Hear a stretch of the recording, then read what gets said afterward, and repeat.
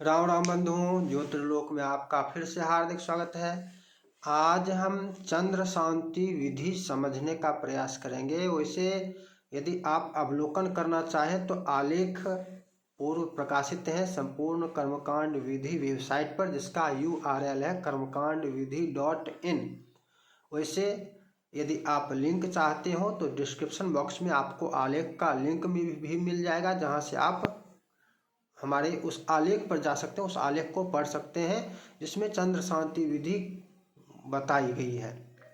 यहाँ हम उसी के अनुसार उसी विधि को सरलता से समझने का प्रयास करेंगे, जिससे वो और सरल हो जाए और अधिक सुगम हो जाए। चंद्र शांति के लिए सबसे पहली जो बात है, व्रत आवश्यक होगा। हाँ, चंद्र शांति के लिए भी 7 व्रत किया जाएगा। व्रत में आरंभ का विशेष ध्यान रखना होगा कि आरंभ कब करें। ग्रह शांति में ग्रह से संबंधित वार का व्रत किया जाता है और नक्त व्रत ही किया जाता है, किंतु विशेष नक्षत्र युक्त होने पर ही व्रत का आरंभ किया जाता है। इसका ध्यान रखना है। जैसे सूर्य के लिए हस्त नक्षत्र युक्त रविवार व्रत था, तो चंद्रमा का सोमवार है, तो चंद्र के लिए सोम व्रत करेंगे। 7 व्रत करेंगे, 7 सोम को व्रत करेंगे, नक्त व्रत करेंगे। लेकिन आरंभ जो करेंगे उसमें चित्रा का योग देखकर करेंगे, अर्थात जिस सोमवार को चित्रा नक्षत्र हो उस सोमवार को व्रत आरंभ करेंगे। व्रत में एक विशेषता जो है कि सायंकाल चंद्रोदय होने पर, अब चंद्र उदय सुनिश्चित सभी सोमवार को नहीं होगा। जैसे मान लिया जाए कभी पूर्णिमा को व्रत आरंभ किए, तो उससे तीसरा सोमवार जो होगा वो लगभग अमावस्या, प्रतिपदा या चतुर्दशी, कुछ भी। यहाँ पर चंद्र दर्शन नहीं होगा, तो चंद्र दर्शन की अपेक्षा नहीं रखेंगे कि चंद्र दर्शन हो ही हो।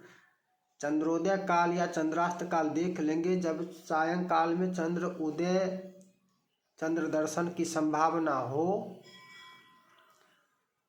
तो चंद्र को अर्घ्य देंगे। अर्घ्य तो देंगे, दर्शन करते हुए देंगे, और ना हो, चंद्र दर्शन ना हो तो भी अर्घ्य देंगे। अर्घ्य सदैव देंगे। अर्घ्य कैसे देंगे? तो अर्घ्य के लिए इसमें है, शंख से अर्घ्य देंगे, शंख से। और शंख में श्वेत पुष्प, श्वेत चंदन, अक्षत, ये जल तो रहेगा ही। जल के अतिरिक्त श्वेत चंदन, श्वेत पुष्प और अक्षत, ये सभी वस्तुएं लेकर चंद्र को अर्घ्य प्रत्येक व्रत में देंगे। तो ये व्रत की विधि विशेष बात थी। और 6 व्रत करके 7वें दिन भी व्रत करेंगे, 7वें सोमवार को भी व्रत करेंगे, और शांति 7वें सोमवार को ही होगी। चंद्र शांति में क्या क्या विशेषता है? तो हवन वेदी के ईशान कोण में नवग्रह मंडल।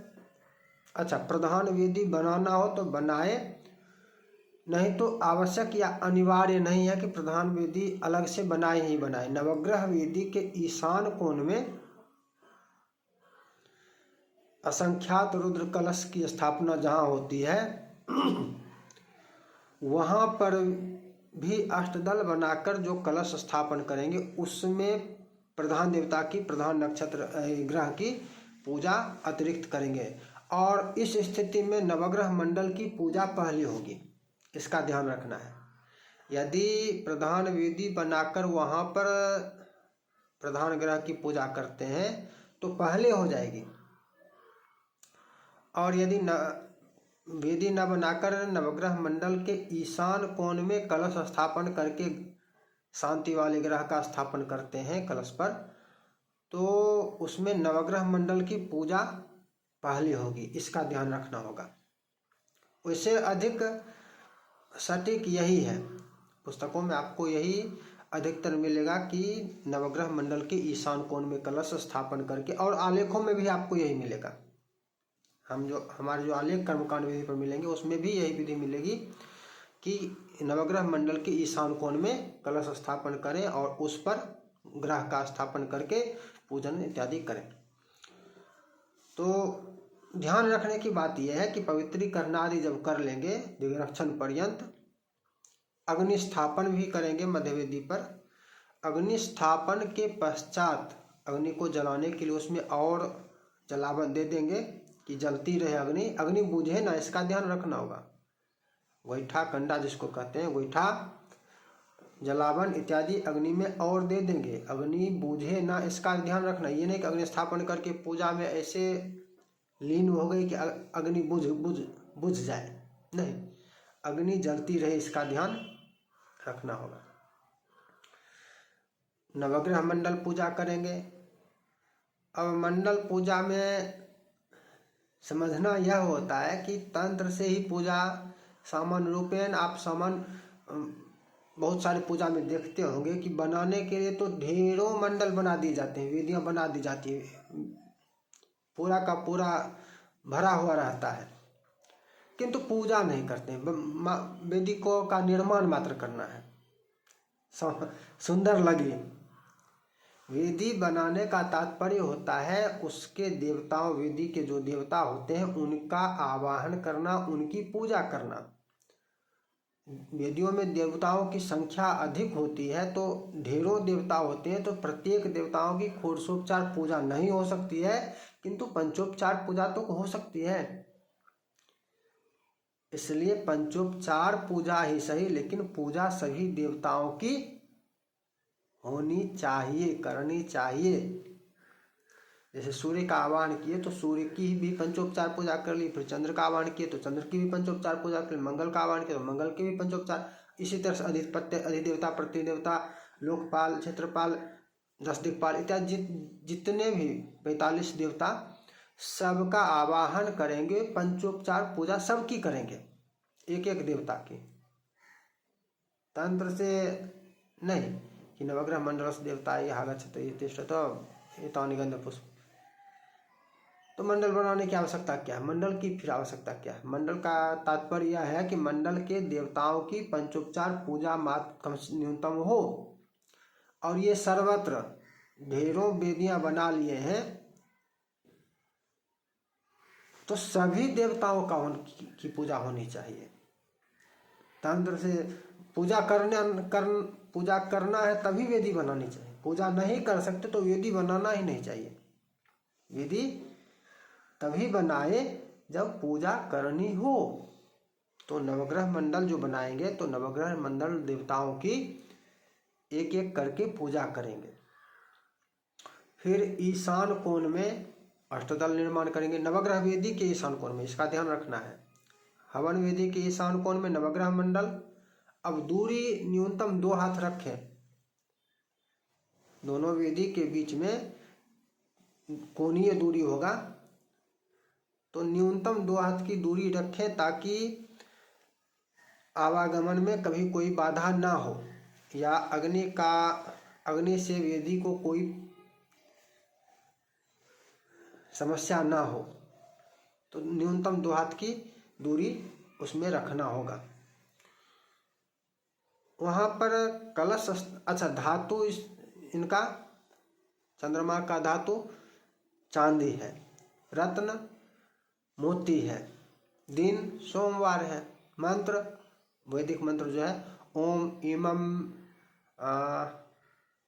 इमं मे अस्पत्नगुं सुबद्धं महते छत्राय महते ज्येष्ठाय महते जानराजाय इंद्रस्येन्द्रियाय इमं मुस्य पुत्रमस्य विष ईश ओमी राजा सोमोस्माकं ब्राह्मणा नागुं राजा। यह वैदिक मंत्र है। वैसे वासनी का है, छंदोगी का अलग है, फिर तांत्रिक मंत्र भी है, फिर बीज मंत्र भी है, तो अनेकानेक मंत्र है। शांति जब करेंगे तो शांति प्रकरण में वैदिक मंत्र का ही प्रयोग करेंगे, और मुख्य रूप से हवन ही कर्म है, सहस्राहुति हवन ही करेंगे, इसका भी ध्यान रखना है। तो कलश किस धातु का?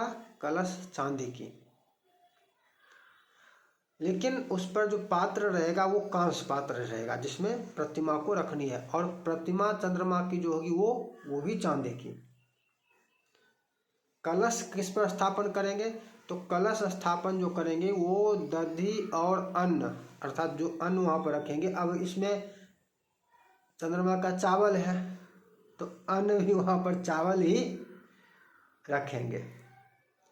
वैसे अन्न कहने का तात्पर्य कुछ और भी होता है। दध्यन्न जो कहा गया है इसका तात्पर्य होता है दही भात, पका हुआ अन्न होता है। अन्न का तात्पर्य पका हुआ होता है। दही और पके हुए भात का पुंज बनाकर उस पर कलश स्थापन, तात्पर्य ऐसा निकलता है। किंतु चावल पर चांदी का कलश स्थापन करेंगे, वो कलश स्थापन पूजन कर लेंगे। उसके ऊपर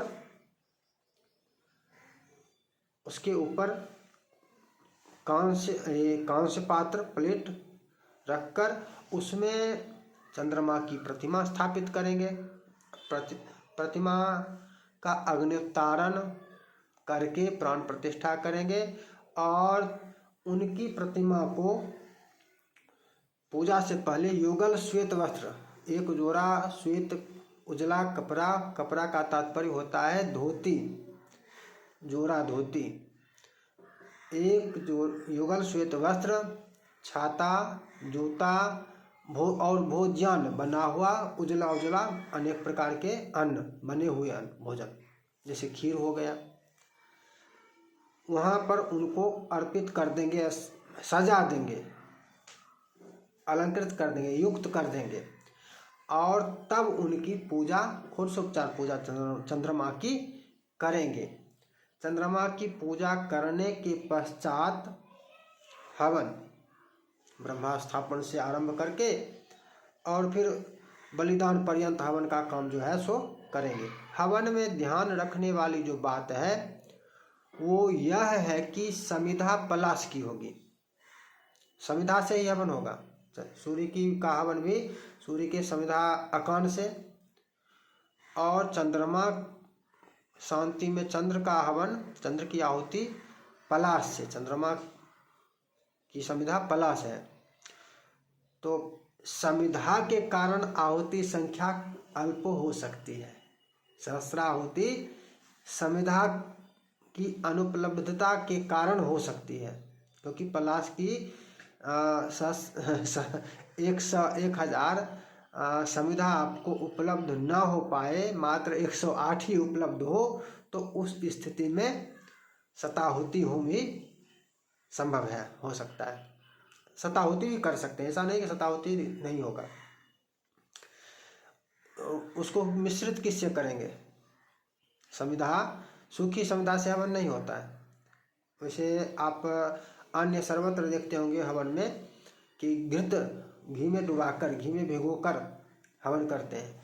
तो चंद्र शांति में दूध, दही, मधु और घी, इन चारों को समिधा के अनुसार इतनी मात्रा हो कि हवन हो जाए, बना लेंगे, मिश्रित कर लेंगे और उससे भिगोकर आहुति देंगे। आहुति का चंद्र शांति में इस विषय का ध्यान रखना है। अच्छा, चंद्रमा को पूजा जो करेंगे तो नैवेद्य में भी एक विशेषता है। चंद्रमा को विशेष नैवेद्य भी मिलेगा, वो है घृत और पायस। घृत अन्य नैवेद्य के अतिरिक्त, अन्य मिष्टान पकवान आदि के अतिरिक्त घृत और पायस। घृत और पायस का तात्पर्य है, घृत मिश्रित पायस होता तो पायस में घी मिश्रित कर देते। घृत और पायस का तात्पर्य पायस में घी मिश्रित करना नहीं है। पायस में घृत और पायस का तात्पर्य है कि दो भिन्न भिन्न पात्रों में घृत और पायस, एक पात्र में घी, एक पात्र में पायस, ये नैवेद्य भी उनको अर्पित करेंगे। तो हवन की बात हो गई। फिर पूर्णाहुति, बलिदान, पूर्णाहुति इत्यादि, बलिदान सर्वत्र करेंगे। पूर्णाहुति इत्यादि करके विसर्जन से पूर्व उस रजत कलश में, चांदी के कलश में अभिषेक के लिए कुछ सामग्रियां, सभी ग्रहों की भिन्न भिन्न सामग्रियां हैं। जैसे चंद्रमा के लिए उसमें जो देना है वो है खस, शिरीष, कुमकुम, श्वेत चंदन और शंख। अब शंख उसमें देना है तो शंख और कलश का आकार देखकर, कलश का मुख जितना बड़ा है उससे छोटा शंख हो तभी उसमें जाएगा, उससे अभिषेक होगा। अभिषेक का मंत्र है, मंत्र आपको आलेख में मिल जाएगा। अभिषेक होगा, सचेल स्नान होगा, वस्त्र त्याग होगा, शांति के समय जो वस्त्र धारण किया गया था, नाना जो दान पहले ही होगा, दान जो होना है वो पहले ही हो जाएगा। दान में चंद्रमा से संबंधित दान, जैसे रत्न, मोती, धातु, चांदी, रजत, चावल और गाय दान, गोदान, शय्यादान इत्यादि भी ये छाया पात्र दान, तो इस प्रकार श्वेत वस्त्र इत्यादि दान यथासंभव, दान में यथासंभव यथा सामर्थ्य दान भी होगा। और अभिषेक कर के पश्चात विसर्जन, दक्षिणा, फिर ब्राह्मण भोजन इत्यादि। तो इस प्रकार से चंद्रमा की शांति विधि है। और अधिक समझने के लिए आपको विधि को देखने के लिए, मंत्रों को समझने के लिए आपको आलेख का अवलोकन करना होगा। आलेख का लिंक आपको डिस्क्रिप्शन बॉक्स में मिल जाएगा। फिर मिलेंगे नई चर्चा के साथ। जय जय श्री राधे।